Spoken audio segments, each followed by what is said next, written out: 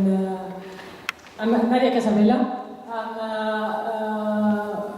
I have an office together with Bert Gellynck, 1010, Architecture Urbanism. And I also work with Benoit. I don't know if he's going. Yes, he's there. I work with Benoit in the Faculty of Architecture of La Cambre-Horta. And we are also part of the same research laboratory, LSE Laboratory of Urbanism, Infrastructure and Ecology. So hopefully I will have the time to show you some of the work we've been developing within this laboratory as well. I don't know. I'm going to try to... C'est ici? Non. Ça va, oui. C'est ici. Okay, bon. Joachim had asked me, so which kind of topics would you imagine to discuss in the context of European debate around urban design, or more precisely around regional design? So I thought, okay, let's try to make an effort. It's always very inspiring to kind of rethink what you are busy with in your practice, but also in your research at the university. Which kind of topics can be rescued in order to share with a wider public?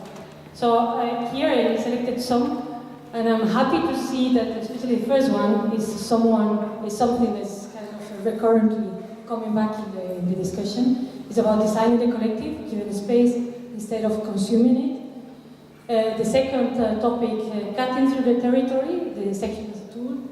Our approach, the inaudible voices of the environment, and the last one was about transiscalarity. So I hope to deal with all of them very quickly, but just a small introduction before diving into the images. What do we mean with designing the collective? We like to talk to local actors and stakeholders, not because we want to help them to understand what the question or the problem is about, it's because we want to understand better what the question is about. So this is very important. When we talk about co-production, it's not that we want to mediate technical knowledge with ignorant people, but it's because we want to know better the past history, or the density, or the quality, or the details of a specific place. This is very important for us. Cutting through the territory. We also agree that in order to work on a regional scale, you need to go beyond the sexual issues of planning. So that means you cannot design the territory by looking at mobility, one corner, looking at financial aspects, one other corner, looking at green spaces or productive landscapes, no matter what. You really need to look at all these things together. It's not just about actors, it's also about the specific qualities a place has, or specific characteristics.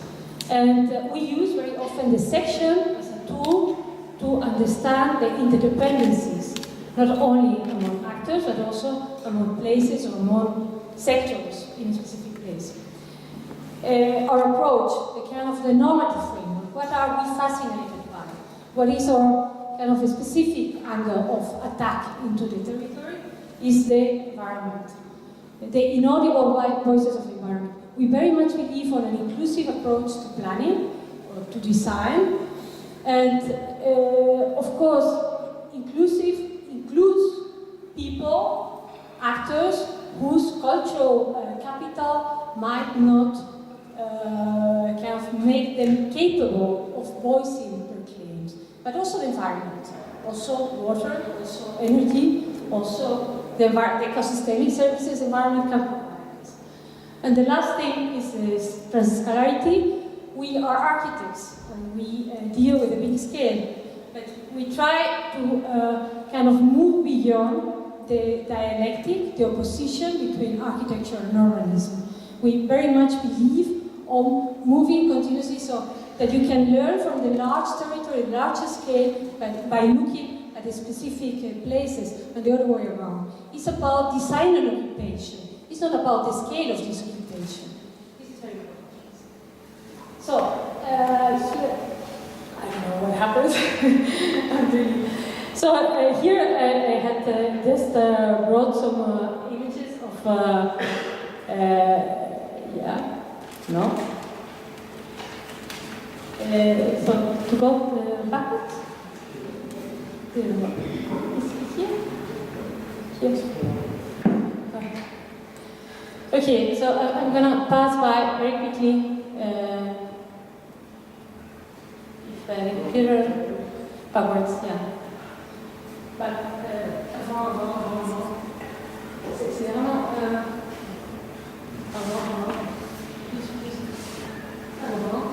okay, with these images, I just wanted to tell you that there is not going to be debate. Okay. Nice. So with these images, I just wanted to tell you that this how we see how this co-production happens in our case. So we design this co-production as well. So we design specific tools to talk with the stakeholders and the actors. So these are some images of some of the workshops we organized during two of our biggest projects. So this was in Berendrecht, in the northern part of... okay, this is not going to work. I'm sorry. Maybe I have to sit and do it myself, because...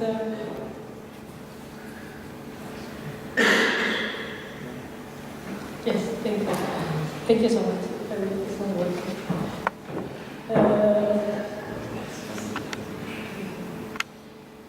Okay. So here very quickly, some images of this, what I was talking about, this co-production. We designed specific tools in order to go and talk to the actors and the stakeholders.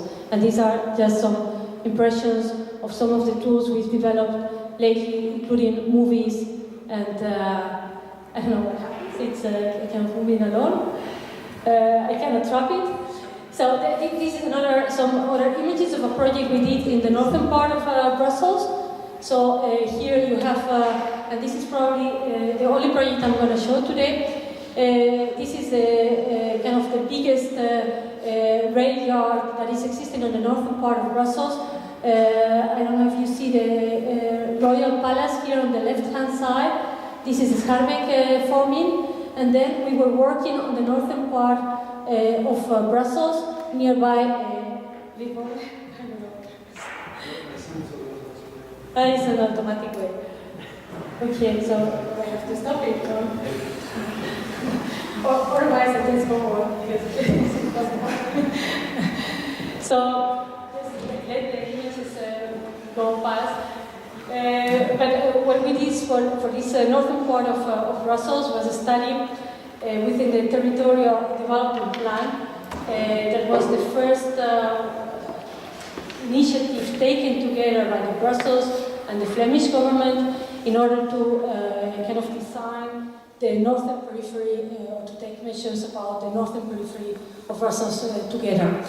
We joined a restricted competition and we were assigned a research by design job or commission for this northern part, which is kind of an old industrial area with abundant brownfields and lots of disinvestment.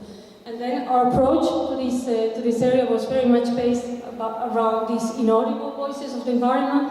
And we started from the section, which we cannot see at the moment, but maybe you saw it passing at a certain point. This section in which we could see the Seine Valley. So the Seine is the river that was at the origin of the city of Brussels. And then we started working around this Seine Valley, the asymmetric section around this river, the different type of soil. And this was a kind of a fascinating process in the sense that this area has always been looked at as a kind of old industrial area that needs to be intensified, redeveloped, that needs a lot of extra investment because of the abundant brownfield sites, heavily polluted. And it was the first time that someone was trying to understand the logics of the substrate in order to go further with development. So to understand which kind of tools we could develop, which would be maybe slower, maybe less costly, that would kind of regenerate this area and understand this area from the fact of being in a valley. So I'm sorry that you cannot see. This was the entry point, but I'm not going to stop on that. We developed, next to this emphasis or this focus on the substratum, we were also working on mobility issues and economic development issues. We cannot see it. These are some images of a different project we developed for Barcelona. So this is a project we did together with the laboratory of Luis, based in the ULB. And we kind of applied for a European program in order to get some funding and did a research by design project in the Zona Franca of Barcelona. This Zona Franca, maybe sometime the map will also be passing by. This Zona Franca is the kind of the industrial harbor of the city, which is located on the southern part of the city, and which kind of suffered enormously after the economic crisis of 2008, because a lot of new investments, normally related to public transport and also new forms of light industry, were going to settle down there, but because of the economic crisis, everything was stopped. So we saw it as an opportunity to rethink the kind of redevelopment, so kind of think of new tools to redevelop this area. And we also started from an ecosystemic approach. The project was called Upcycle, and we were analyzing, this was a project made with the students, we were analyzing the networks of energy, of water, the kind of the products that were passing by, or passing through actually, the harbor. And with the students during 2 weeks, we tried to understand all these passing flows in order to trap some of the energy or matter or goods that were passing by and not leaving anything to the side, not adding value to the side locally, in order to generate new economic activities. We did together with, you saw there, Bert Gellynck. Bert Gellynck is a kind of global expert on ecopolis, or the ecological city. And he has been collaborating with us for the last 2 years. We did this international partnership in Barcelona with him and other universities like Venice or Barcelona. But we also did, last semester, we did a joint semester of design, research and design, but I mean, we cannot see anything. It's like having a movie in the background. I'm sorry for that. No, let's try to do it in a conversation, because there's some points you are making. On the one hand, you started designing tools for co-production. On the other hand, the idea of the inaudible voice of the environment. Let's maybe explore this one, because there's not only a kind of role you see for design, but there's also a reason why you do this, and that's where you actually start looking at the internal flows of the system and seeing that as design matter, which is something that is the reason why we looked at this, is because we thought this was interesting to deal with the big scale, because it's not the kind of envisioning the global overview of the future for a certain place, but it's trying to actually grasp things that need to be dealt with and that we actually forget. Is that correct? Or? Yes, but I want to just add something, because we also believe on this the kind of the capacity or the power of images to kind of waking up the imagination of actors and stakeholders. And there we are slightly different, maybe, from other practices or offices who believe less on the capacity to wake up new possibilities by offering totalitarian images. I mean, I was showing this shared valley image, a startup is working. The startup, yes, down. This is a section down, down, I will tell you. But there is this, we produce this, down, yes, this one. We like to produce this type of images in order to kind of open up the discussion with the stakeholders. So that the images that try to modify places on its entirety. But it's true that we have a specific entry point into the territory, which is based around flows and ecosystemic services, but it's not limited to that either. So we want to be inclusive. And inclusive for us means as much the social dimension as the ecosystemic dimension, but also the economic. So, but why? The thing I think we need to discuss is why is it interesting? It's interesting to look at ecosystemic services, but why are they more convincing than anything else? I have to say, nobody's convinced about it. We are convinced about it, but we are confronted continuously to a form of resistance from the public authorities who are commanding this type of studies, who are not familiar with this type of issues. I mean, everybody kind of is embedded into a kind of transition thinking about the need to look at less energy consumption, more respect for water, saving water, all kinds of measures. But it's a kind of a transition that is not yet rooted into the actors who are kind of deciding on these important matters. And it hits land use planning constantly. Continuously, but not just land use planning, also kind of a more strategic type of planning who is not used to look at the environment from this perspective. So that when, for instance, the territorial development plan of the northern of Brussels, so which is this area more or less, more or less. But there, it was for us, it was kind of a moment of realization in the sense of seeing how little impact all this study based around sustainable water management, but also alternative economic development activities, had percolated into the final document.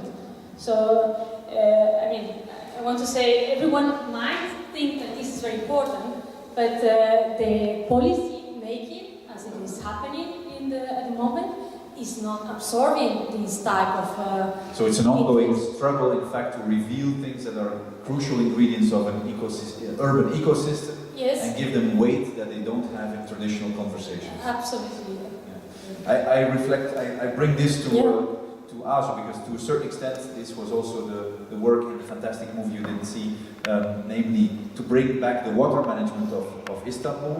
Istanbul, a city that has a water supply for 18 million inhabitants, but it is growing to 16, 18, 20, 23, who knows how many inhabitants. So at a certain moment you have a shortage of drinking water. At the same time, urbanization is not only continuing in a sprawling onion-like extension of the city, it's even projected exactly in those territories that are necessary for this ecosystemic, let's say, urban ecosystem to function.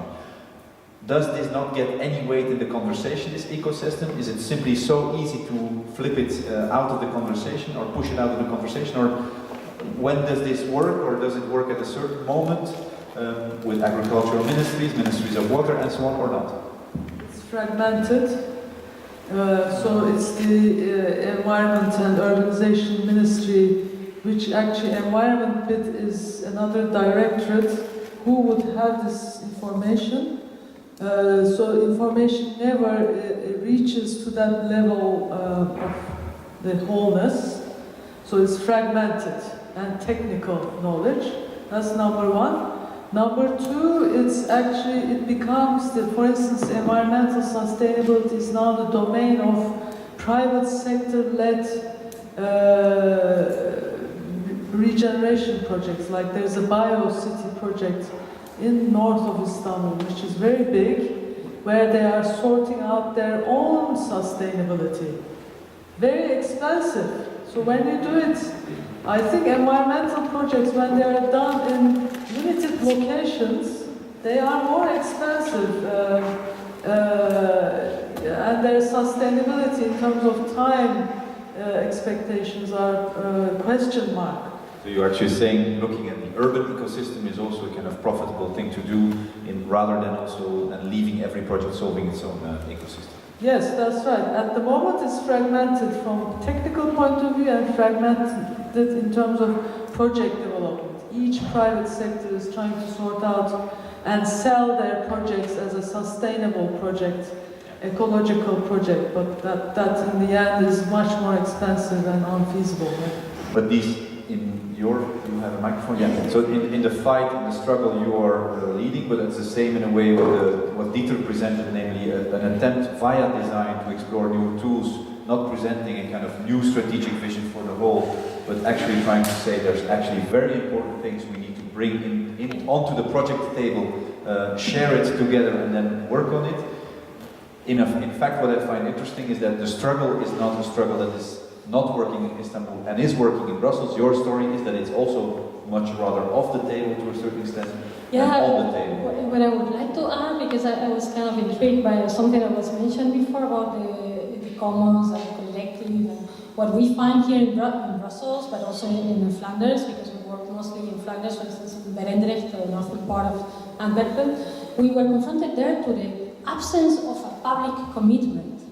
So that, for instance, we were there working, trying to kind of reduce the presence of pumps in the polder and to opt for a more gravitational system for controlling the level of water in the polder. And what we were amazed is that the public responsibility and the public capacity to act has moved into private or semi-private companies. So that there is not even the way, the capacity to discuss these things in public, because there is no public arena. So even if you can discuss with the neighbors and say everyone is for kind of a gravitational or natural system of controlling the level of water in the polders, the public authorities are evacuated. They went away. All this lays now in the hands of Aquafin. So which is very interesting to compare, because at the moment, I guess you were still traveling to this place, but Azu introduced at a certain moment that the executive system takes the lead, damaging the democratic system, with Toki as a housing construction agency, and in fact they all have one mission, and this one mission needs to be executed. That's their mission. The Aquafin, to a certain extent, is the same. So we see this in our democratic systems, to use a broad interpretation of democracy. We see this evolution towards, or this search for very low risk. Low risk. I mean, they don't want to absorb risk. Public authorities normally they took hold of this risk for private developers. Public authorities at the moment they just don't want to have this risk, this kind of the possibility of getting damaged because of holding the responsibility for the public domain, the public realm, which is about water, which is about energy, and they are just kind of moving on this responsibility in the hands of semi-private. But if we think a little bit, we combine the discussion we had earlier, namely we should maybe indeed explore different methods on the one hand, but start small in order to make it happen. A lot of these large-scale planning exercises are actually starting big and failing because they are big and want to change the system as a whole. It's also a kind of self-critique to a certain extent. If you could actually set a stage where you can start small and interpret the logic at the project scale, would that work rather in another direction? Is that the way to kickstart maybe and prove, demonstrate? I think it has to be, there is an urbanist here in Belgium, which is Michiel, probably you know. He's always saying there is no bottom-up, no top-down. I mean, for an urbanist or for an architect working in the city, you have to move continuously between levels of decision. I mean, it's something that Harvey, 20 years ago, he was also discussing. Local movements are completely incapable of modifying things because you also need to move top-down. So you need to move continuously, you need to reach the big scale and the big decision makers, but you also need to work on a small scale. But to only work on a small scale, I find it also problematic, because then it's this kind of vacuum collective realm. There is no public realm any longer because we all solve it in small groups and parochially. So we don't need to deal or negotiate or discuss with others because we can take care of that. We know, I mean, there are a lot of collective housing initiatives who take care of their own energy, their own water management. They can be totally self-sufficient. But, I mean, this cannot be the solution. We have to move across decision levels. I think that's maybe. More questions for this